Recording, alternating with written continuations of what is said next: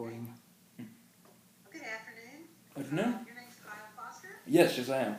Hi, Kyle. My name is Carolyn, and I'm going to be interviewing you this afternoon for this position. It's Oh. available. I'd just like to ask you some questions. Yeah, absolutely. Tell me a little bit about yourself. Alright, well, let's see. I spent about 10 years working in retail before I finally decided that I was ready to move on to slightly more complicated things. I started at NWAC not too long ago, pursuing HIM. I've got an interest in data, so when I heard about Cancer Registry, I wanted to check that out, and that's basically where I am now. Okay, that sounds great. I see that you're applying for the oncology case finder position. What first made you interested in becoming a case finder? There were actually a lot of things that came together all at once. I was interested in healthcare in general. I thought about going into nursing or physical therapy, but I didn't really feel like that was where my aptitudes lay. I heard about the HIM program at the college I was going to, and since I'm more interested in computers and data and that sort of thing, it felt like that was much more up my alley. Also, my mother actually happened to start working as a cancer registrar during that time, and she actually really enjoyed it. So I thought I'd start looking into it, and it seemed like something I felt like I could do well in. So. That's awesome. Follow your talents. And great that your mom, you can have her help you as well. Yes, indeed.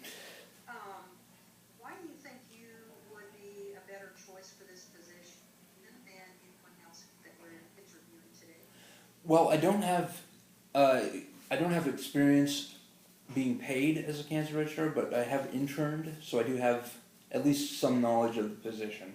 I also am an RHIT, so I do have general knowledge of how EHR systems work. In addition, because I'm new, because I don't have a lot of preconceptions about how this sort of thing was going to work, I like to think I bring as much flexibility as possible to the position. Great. That sounds awesome. Sounds like you're real positive. I try. Oh, you're doing great.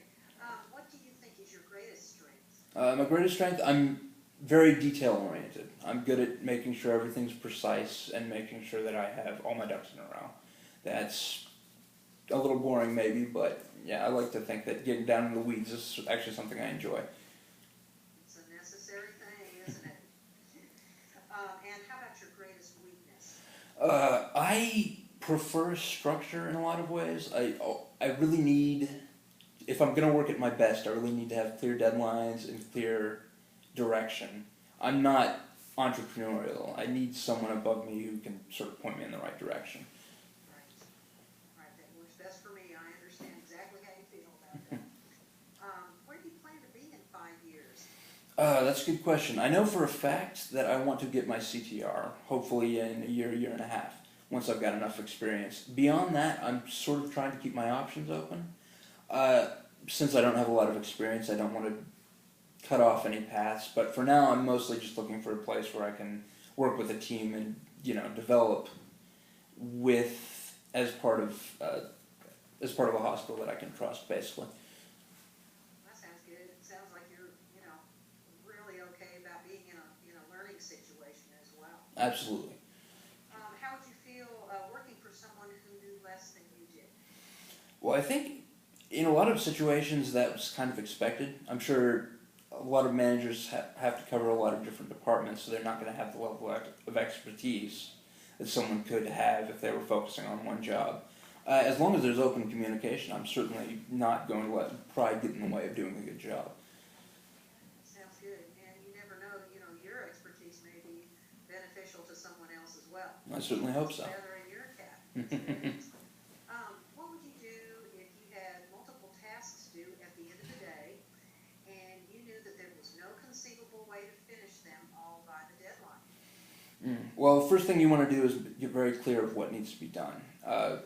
Make a list if you have to. Figure out what your limits are and what you can conceivably get done. Then you need a plan to basically create a new deadline and bring that to the boss as soon as possible. Make it clear that you know what needs to be done and know how you can get it done, just that you need a little bit more time. Once you've got the plan in place, it makes everything a lot easier, I think.